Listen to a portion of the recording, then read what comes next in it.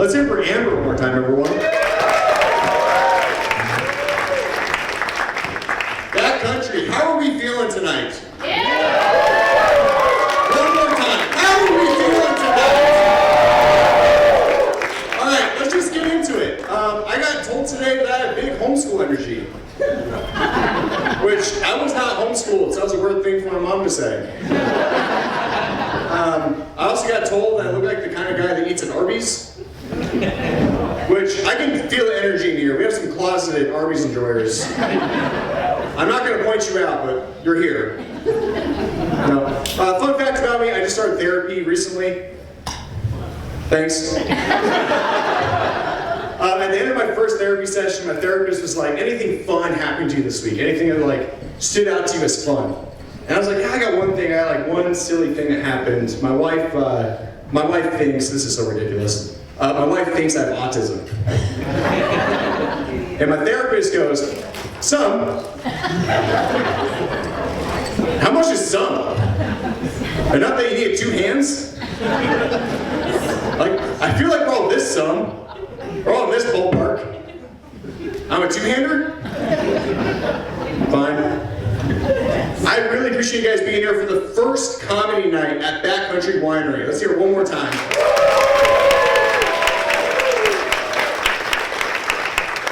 A couple of quick house rules, guys. Just keep the table talk to a minimum. Let's keep the phones down. Let's all be here together, enjoy the laughs together. Other than that, tip your bartender, buy plenty of drinks, and let's have a good time, right? Okay. So, I'm a bit of a goofy guy, and my dad was a goofy guy as well. I mean, he was an alcoholic and meth user, but you don't know that as a little kid. I thought you just had a goofy dad, you know? Like, when my dad would be drinking a lot, he'd get really cross-eyed, and he'd run up and grab me and be like, hey, you want to go fishing? And I was like, yeah, I want to go fishing. I didn't care I was 3 and it was midnight. Let's go! One time, my dad came to pick me up from the babysitter, completely wasted. And my babysitter, like any responsible adult, was like, hey, you can't take this kid right now, man. And I got mad at the babysitter. I was like, lady, I love it when my dad drives drunk. He goes really fast and he hates stop signs. It's awesome. And when he gets pulled over by the cops, he likes to hand me his cool rocks. For those that haven't seen Breaking Bad, meth looks like rocks, by the way. I'm getting more of a Coke vibe here. My dad had a big head. That's where I get my big head. And people are really mean to you when you have a big head. Like when my wife is pregnant, people walk up to her, point at her pregnant belly, point at my head, and be like, oh, you got some big head babies. Which is incredibly rude and is exactly what happens. My kids have humongous heads. We took my son to the pediatrician, and the pediatrician told us my son's head is in the 99th percentile. Meaning his head is bigger than 99% of other babies. The only thing that made it worse is I could tell the look in the doctor's eyes, he was the 100th. She just did not have the heart to tell us. The dad part of me though was proud because I was like, wait, you telling me my boy's a winner?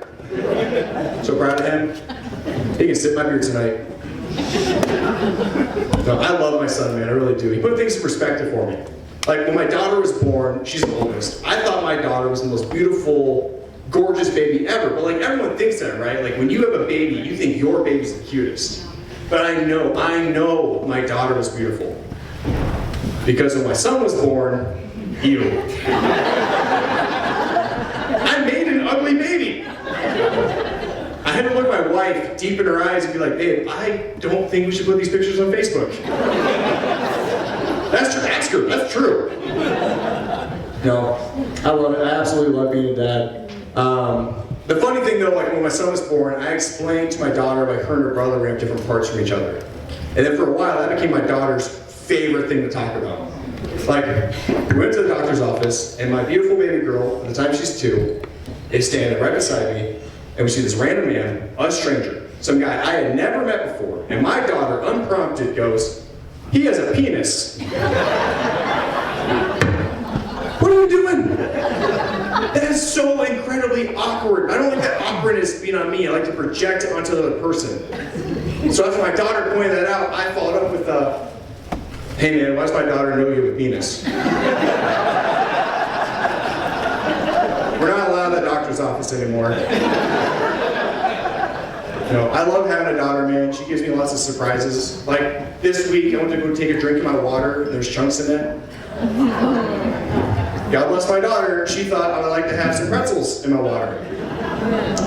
The problem, though, is that the pretzels in my water were regular pretzels, and I knew the only pretzels we had in the house were chocolate-covered pretzels. Meaning, somewhere between the chocolate pretzels being in the bag and then being in my water, the chocolate was removed. My daughter was sucking the chocolate off these pretzels and then thought to herself, I can't waste perfectly good sucked on soggy pretzels. I know, Dad would love to drink these. No, I love her, absolutely love my daughter. I will say this, to any parents in here, raise your hands, who's a parent? You guys know what I mean. The hardest thing I've done as an adult is put pants on a 3-year-old. It's the most challenging. And if you guys bear with me here, I'd love to give you an act out of what trying to put pants on a 3-year-old is like. Again, this is an act out of what putting pants on a 3-year-old is like.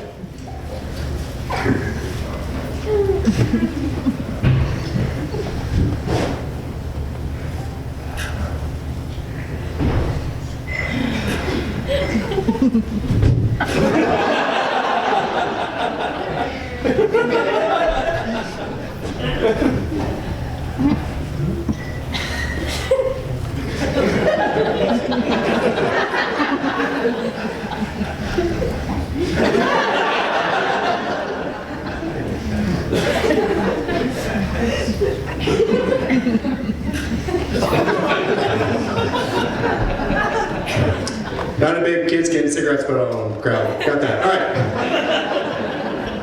No, so I grew up and I did have a dad.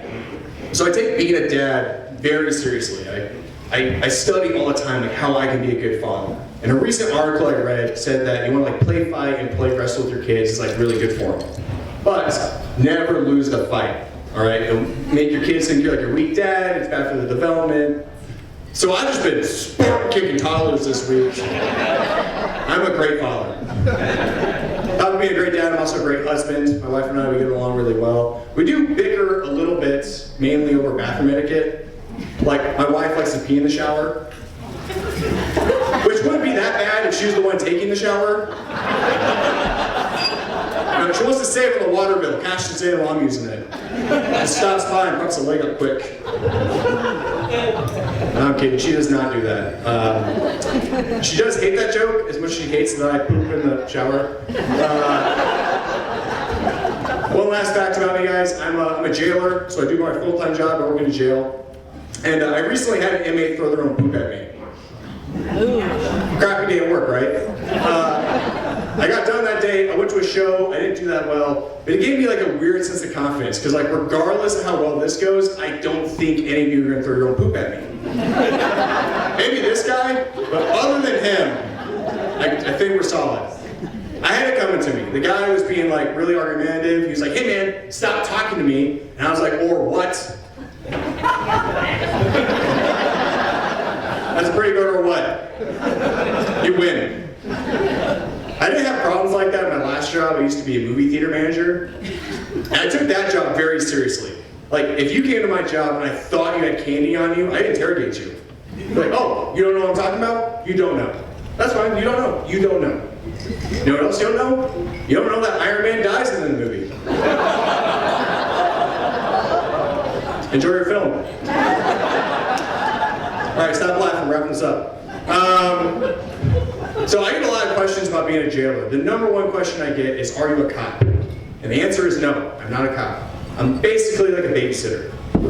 The next common question I get is, since I'm not a cop, I'm like cop adjacent, how do you feel about cops? My honest answer is, I respect most cops. I think they're hardworking, extraordinary people, just trying to do this crazy job. But if you come to my jail, the second your arresting officer leaves, I hate that guy as much as you do. Hey, screw that guy. Because the more we get along, the easier my job is. You're right, you are right. 2, 3, 9 beers before you drive your truck, who cares? You are right. you are right. 5 grams of meth is personal use. How dare he accuse you of being a drug dealer? No, sir. Not in my good, clean Christian county. Now stand still so I can get your mug shot. BackCountry, you guys ready to have an amazing night together? You guys have been great. I've been Mike Christian. Let's hear a big round of applause for our next comic. This guy is the funniest comedic writer in all of Iowa. Sweetest guy you'll ever meet. Please, big round of applause for our next comic, Mike Evans.